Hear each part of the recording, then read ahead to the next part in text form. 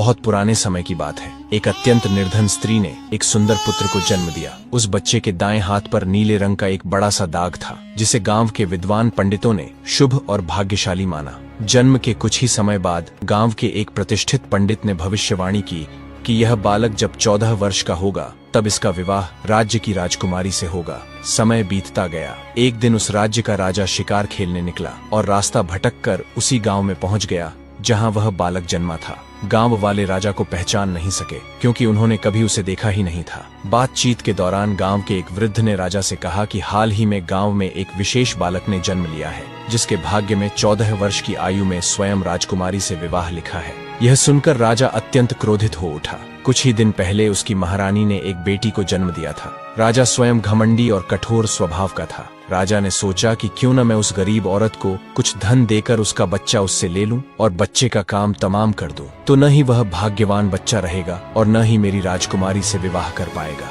वह गांव के उस बूढ़े से बोला, बाबा तुम मुझे उस औरत के पास ले चलो। बूढ़ा व्यक्ति उस राजा को उस भाग्यशाली बच्चे की माँ के पास ले गया। राजा ने उस महिला से विनती की और बोला, तुम बहुत गरीब हो, इस बच्चे का पालन पोषण कैसे कर पाओगी? ये बच्चा मुझे दे दो, मैं इसे अच्छे से पालूंगा। पर वह गरीब औरत अपने बेटे को देने से लगातार इनकार करती रही। तब राजा ने उसे बहुत सारा धन दिया और कहा, इस धन से तुम अपना जीवन आराम से चला सकोगी, और जब यह भाग्यशाली बच्चा बड़ा होगा तो खुद ब खुद तुम्हारे पास लौट आएगा। गरीब माँ ने सोचा, यह बच्चा सचमुच बहुत भाग्यशाली है, तभी तो खुद एक अमीर व्यक्ति इसे लेने मेरे घर आ पहुंचा है। शायद यही भगवान की इच्छा है। काफी सोच विचार के बाद उस माँ ने भारी मन से अपना बच्चा राजा को दे दिया। राजा जब थोड़ी दूर पहुंचा तो उसने बच्चे को एक लकड़ी के संदूक में डालकर नदी में बहा दिया। उसके मन में यह विचार था कि दम घुटने से वह बच्चा संदूक के भीतर ही मर जाएगा। राजा यह सोचकर मन ही मन बहुत प्रसन्न हुआ कि उसने अपनी प्यारी बेटी को उस भविष्यवाणी से बचा लिया। लेकिन जैसा कि आप जानते हैं, मारने वाले से बड़ा बचाने वाला होता है। वही इस बालक के साथ भी हुआ।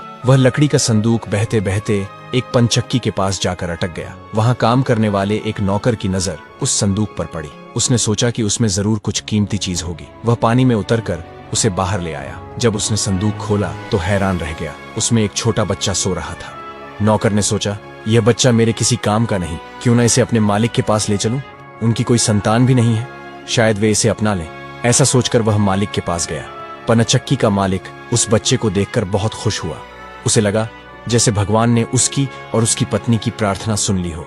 पति पत्नी दोनों ने बहुत प्रेम और स्नेह से उस बच्चे का पालन पोषण शुरू कर दिया। जैसे जैसे वह बालक बड़ा होने लगा, उसके चेहरे की आभा और तेज बढ़ते गए। जो भी उसे देखता बस देखता ही रह जाता।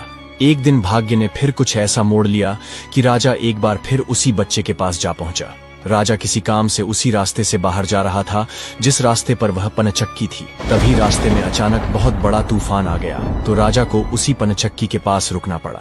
पनचक्की पर एक सुंदर युवक को बैठा देखकर राजा चौंका। उसने पनचक्की के मालिक से पूछा, क्या यह तुम्हारा बेटा है? यह तो बहुत ही सुंदर है। पनचक्की का मालिक बोला, हाँ यह मेरा बेटा है, क्योंकि मैंने ही इसे पाल पोस कर बड़ा किया है। आज से करीब 14 साल पहले यह बच्चा हमें एक लकड़ी के संदूक में मिला था।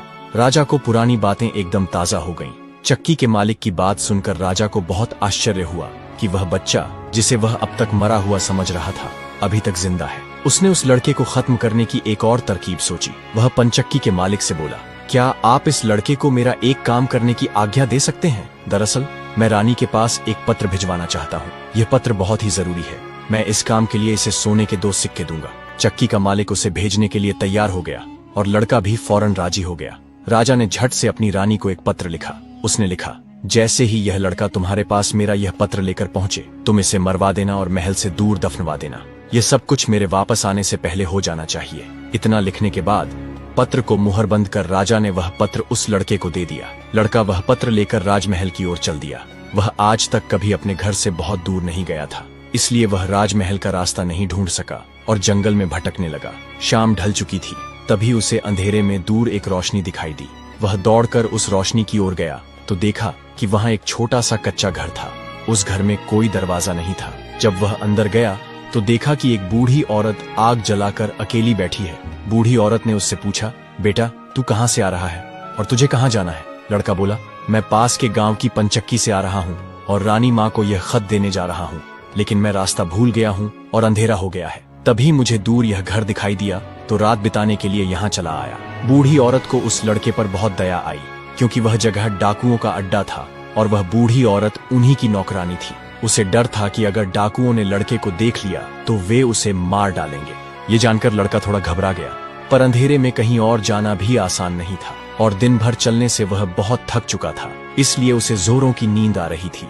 बुढ़िया के कहने पर वह घर के एक कोने में चुपचाप जमीन पर सो गया। आधी रात के बाद जब डाकू घर लौटे तो किसी अजनबी को अपने ठिकाने पर देखकर वे बुढ़िया पर बहुत गुस्सा हुए। तब बूढ़ी नौकरानी ने उन्हें सारी बात बता दी और वह चिट्ठी भी डाकुओं के सरदार को सौंप दी जो लड़के ने उसे दिखाई थी। राजा की मुहर देखकर डाकुओं को शक हुआ। सरदार ने बड़ी सावधानी से चिट्ठी को खोला और पढ़ा। उसमें लिखा था कि जैसे ही यह लड़का रानी के पास पहुंचे उसे मरवा कर महल से दूर दफनवा देना। सोते हुए उस मासूम बच्चे को देखकर सरदार को उस पर बहुत तरस आया। उसने वह चिट्ठी फाड़ दी और उसकी जगह एक नई चिट्ठी लिखकर उसमें रख दी। उस नई चिट्ठी में लिखा था, जैसे ही यह लड़का राजमहल में पहुंचे तुम इसका विवाह राजकुमारी से कर देना। ये कार्य मेरे लौटने से पहले पूरा हो जाना चाहिए। इतना लिखकर सरदार ने वह पत्र उस लड़के के पास में रख दिया और सुबह होने से पहले ही डाकू वहां से चले गए। सुबह जब वह लड़का सोकर उठा तो उस बूढ़ी ने उसे कुछ जलपान कराया। फिर वह लड़का राजमहल की ओर चल पड़ा। राजमहल पहुंचकर उसने वह खत रानी माँ तक पहुंचा दिया। रानी ने जब खत पढ़ा तो उसे बड़ा आश्चर्य हुआ कि राजा ने यह कैसी आज्ञा दी है, एक अनजान लड़के से अपनी राजकुमारी का विवाह करने की। रानी ने देखा कि खत पर राजा की साक्षी मोहर लगी हुई थी, इसलिए उसने सोचा कि यह कोई धोखा भी नहीं हो सकता। राजा के वापस आने से पहले ही उसे अपनी बेटी का विवाह इस लड़के से करना था। रानी ने लड़के को अपने पास बुलाया। उसका भोला भाला और सुंदर चेहरा देखकर रानी को वह लड़का बहुत पसंद आया और उसने अगले ही दिन अपनी बेटी का विवाह उससे कर दिया। लड़का राजकुमारी के साथ सुखपूर्वक उस महल में ही रहने लगा। कुछ महीनों बाद राजा वापस अपने राजमहल में आया तो वह उस लड़के के बारे में जानने के लिए बहुत उत्सुक था। उसने महारानी से पूछा, उस खत वाले लड़के का क्या हुआ? महारानी बोली, आपके कहे अनुसार मैंने उस लड़के का विवाह अपनी राजकुमारी से करवा दिया। राजा यह सुनकर बहुत गुस्से में आ गया। जिस बात को वह नहीं होने देना चाहता था आखिर वह हो गई। उसने अपनी पत्नी से वह खत मांगा। राजा ने उसमें उस लड़के से राजकुमारी के विवाह की बात पढ़ी तो निस्तब्ध रह गया। राजा को उस लड़के पर शक हुआ कि वह पढ़ा लिखा है, जरूर उसने रास्ते में खत बदल दिया होगा। उसने लड़के को अपने पास बुलवाया और उसे सच्चाई बताने की आज्ञा दी। लड़का बोला, हे राजन, मुझे कुछ नहीं पता कि इस खत में आपने क्या लिखा था, क्योंकि मैं तो इसे ऐसा ही लेकर आ गया था। हाँ, जंगल में मैंने एक पुराने घर में रात जरूर गुजारी थी, क्योंकि मैं राजमहल का रास्ता नहीं ढूंढ पाया और जंगल में भटक गया था। राजा को उस लड़के की बात पर विश्वास नहीं हुआ। वैसे भी राजा को उस लड़के से बहुत नफरत थी। वह नहीं चाहता था कि उसकी बेटी से शादी करने के बाद वह इस राज्य का राजा बने। वह लड़के से बोला, मेरी गैर हाजिरी में रानी ने मेरी बेटी की शादी तुझ कंगाल से कर दी है, पर मैं इस शादी को तब तक अपनी सहमति नहीं दूंगा जब तक तू मुझे शैतान के 3 सोने के बाल नहीं लाकर देगा। जब तू वो 3 सोने के बाल मुझे देगा तभी सही